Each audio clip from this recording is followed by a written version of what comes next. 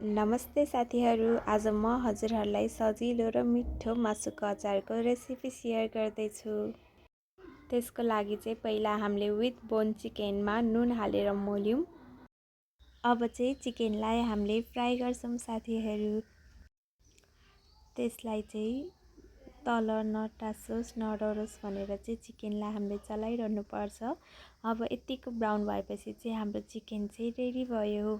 अचारको लागि मसलाहरू रेडी गर्छौं साथीहरू। यसको लागि जिरा, धनिया, सुप, टिमुर, तोरी, मेथी, लसुन, अदुवा चाहिँ यसको लागि चाहिन्छ साथीहरू। अब यसलाई हामीले पालैपिलो फ्राई गर्छौं।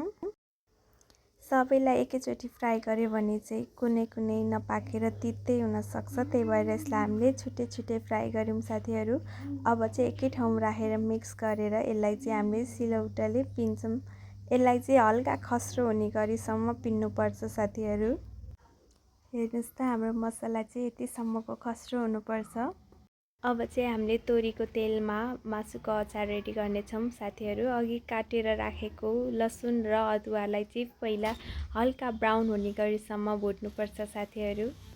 हाम्रो लसुन ब्राउन भएपछि अघि भुटेर राखेको मासुलाई चाहिँ हामी त्यसमा हालेर एकछिन चलाउँछौँ।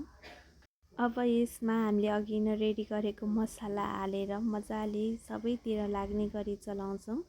पिरोको लागि यसमा हामीले धुलो खोर्सानी हाल्नेछौँ। धुलो खोर्सानी हालिसकेपछि एकछिन यसलाई फेरि मजाले चलाउँछौँ ताकि हाम्रो सबै मासुमा मजाले मसलाहरू चाहिँ पुगोस्। अब यसमा स्वादअनुसार नुन हालेर यसलाई मजाले एकछिन 1-2 मिनेट चलाउँछौँ। अनि हामीले यसमा इमलीको रस हाल्छौँ साथीहरू। हजुरहरूसँग छैन भने कागती पनि हाल्न सक्नुहुन्छ। इमलीले चाहिँ हाम्रो मासुलाई अझै राम्रो बनाउँछ र अझै धेरै टिक्नलाई मद्दत गर्दछ। अब हाम्रो मासुको अचार चाहिँ तयार भयो साथीहरू। हजुरहरू पनि यसरी नै घरमै मासुको अचार बनाएर खान सक्नुहुन्छ। हेर्नुस् त हाम्रो मासुको अचार कति राम्रो देखेको छ। हेर्नुस् त साथीहरू, चिकन अचार रेडी भयो। म खान्छु है त। कति मिठो छ, मैले खाएँ। कति मिठो। आहा, साथीहरू कति मिठो छ नि। खाएँ। मैले चाहिँ मासुको अचारलाई बट्टामा हालेर स्टोर गरेँ साथीहरू। यसलाई चाहिँ हामीले 2 महिनासम्म स्टोर गरेर खान सक्छौँ।